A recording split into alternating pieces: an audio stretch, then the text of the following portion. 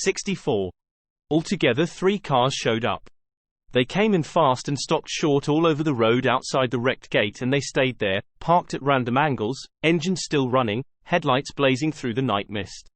They were brand new Chrysler 300Cs, dark blue, pretty much identical to the one already parked in New Age's lobby. Altogether 5 guys got out of the 3 cars. 2 from the first, 1 from the second, 2 from the third. Reacher was 100 yards away and watching through tinted glass and the corner of New Age's fence, and he was dazzled by the 6 headlights, so he couldn't make out much detail.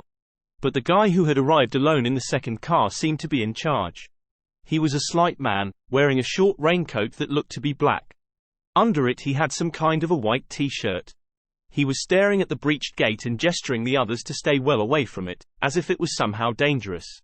An ex-cop, Reacher thought. Instinctively reluctant to contaminate a crime scene. Then the 5 guys formed up close together in a tight arrowhead formation, with the man in the raincoat closest to the wreckage. They advanced on it, slow and wary, 1 step at a time, leaning forward from their waists, heads thrust forward, like they were puzzled by what they were seeing.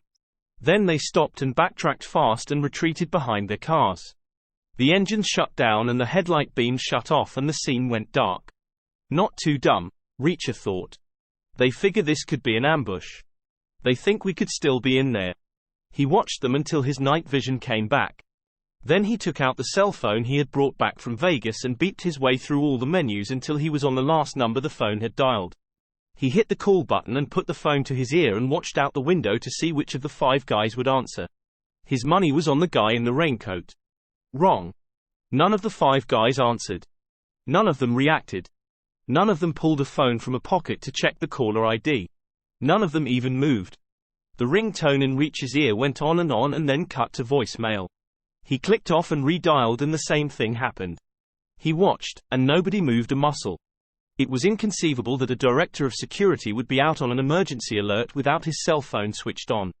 It was inconceivable that a director of security would ignore an incoming call in such circumstances. Therefore none of these 5 was the director of security. Not the guy in the raincoat. He was 3rd man on the totem pole, at best, allowing for Swan's number 2 spot. And he was acting like a guy in 3rd place. He was slow, and ponderous. He had no instinctive grasp of tactics. Anybody with half a brain would have figured out his best course of action long ago. A small square building, potential armed hostiles inside, 3 solid cars at his disposal. He should have solved his problem already. All 3 cars go in, high speed, different directions, they circle the building, they draw fire, 2 guys go in the back, 2 guys go in the front, game over. Civilians, Reacher thought. He waited. Eventually the guy in the raincoat made the right decision. Painfully slow, but he got there in the end. He ordered everyone back in their cars and they maneuvered for a spell and then burst into the lot at high speed. Reacher watched them circle the building a coup. PLE of times and then he started the Honda and headed west. Reacher kept on the surface streets and stayed off the freeway. He had noticed that the freeways were thick with cops at night, and he hadn't seen any anywhere else. So he erred on the side of caution. He got lost near Dodger Stadium and ended up driving an aimless circle that took him right past the LA Police Academy. He stopped in Echo Park and checked in with the others by phone. They were nearly home, streaming west at circumspect speeds like bombers returning from a night raid. They regrouped in O'Donnell's room dead on 3 o'clock in the morning. The captured paperwork was laid out on the bed in 3 neat piles. Reacher unrolled Swan's stuff from his pocket and added it to the line. It wasn't very interesting. Most of it was a memorandum about future overtime requirements for his secretarial staff. The rest of it was a justification for the overtime they had already worked. O'Donnell's collection wasn't very interesting either, but it was instructive in a negative way. It proved that the glass cube was purely an administrative center. It had been relatively unsecured because it contained very little worth stealing. Some minor design work happened there, and some component sourcing, but most of the square footage was given over to management functions. Personnel stuff, corporate finance stuff, routine transport, and maintenance and bureaucracy. Nothing inherently valuable. Which made it all the more important to find the plant location. Which was where Dixon's stuff made all the difference. She had dug through the wreckage of the reception area and crawled under the crashed Chrysler, and in about 50 seconds flat she had come up with solid gold. In the shattered remains of a locked drawer she had found New Age's internal phone directory.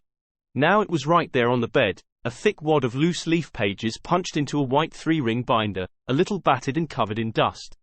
The cover was printed with New Age's corporate logo, and most of the pages were printed with names that meant nothing, with matching 4-digit telephone extensions.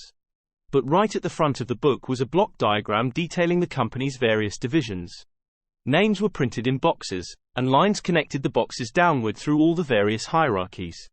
The security division was headed by a guy called Alan Lamaison. His number 2 had been Tony Swan. Below Swan 2 lines led to 2 other guys, and below them 5 more lines fanned out to 5 more guys, one of which had the name Saropian, and who was as dead as Tony Swan, in a Vegas hotel foundation. A total staff of 9, 2 down, 7 survivors. Turn to the back, Dixon said. The last section had account numbers for FedEx and UPS and DHL. Plus full street addresses and landline phone numbers for 2 of New Age's operations, which was what courier services needed. The East LA Glass Cube, the contracting office up in Colorado. And then, bizarrely, a 3rd address, with a note printed in bold and underlined. No deliveries to this location. The 3rd address was for the electronics manufacturing plant. It was in Highland Park, halfway between Glendale and South Pasadena. 6.5 miles north and east of downtown, 9 miles east of where they were standing. Close enough to taste. Now turn back a few pages, Dixon said. Reacher leafed backward. There was a whole section showing remote telephone extensions out there in the manufacturing plant. Check under P, Dixon said. The P section started with a guy called Pasco and finished with a guy called Purcell. Halfway through the list was pilot's office. Dixon said, "We found the helicopter." Reacher nodded. Then he smiled at her. Pictured her running in with her flashlight, running out 50 seconds later covered in dust. His old team. He could send them to Atlanta and they would come back with the Coke recipe. Neagley had personnel files on the whole security division. 9 green file folders. One was Saropian's, one was Tony Swan's. Reacher didn't look at either of those. No point. He started with the top boy, Alan Lamaison.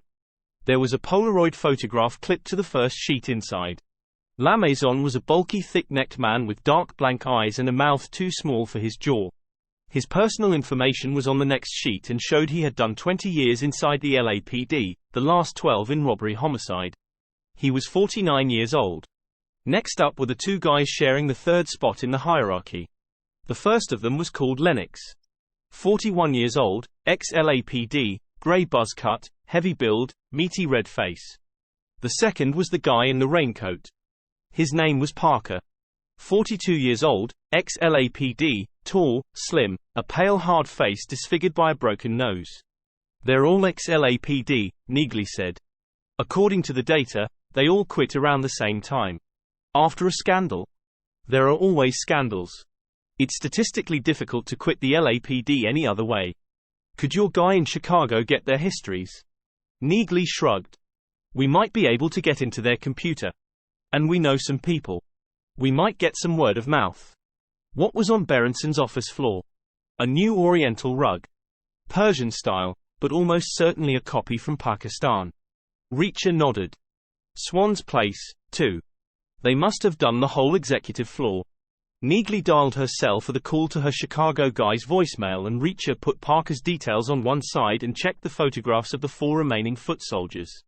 Then he closed their files and buttered them together into a neat stack and piled it on top of Parker's jacket, like a category. I saw these 5 tonight, he said. What were they like?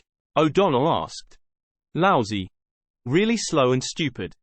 Where were the other 2? Highland Park, presumably. That's where the good stuff is. O'Donnell slid the 5 separated files toward him and asked, how did we lose 4 guys to the Keystone Cops? I don't know, Reacher said.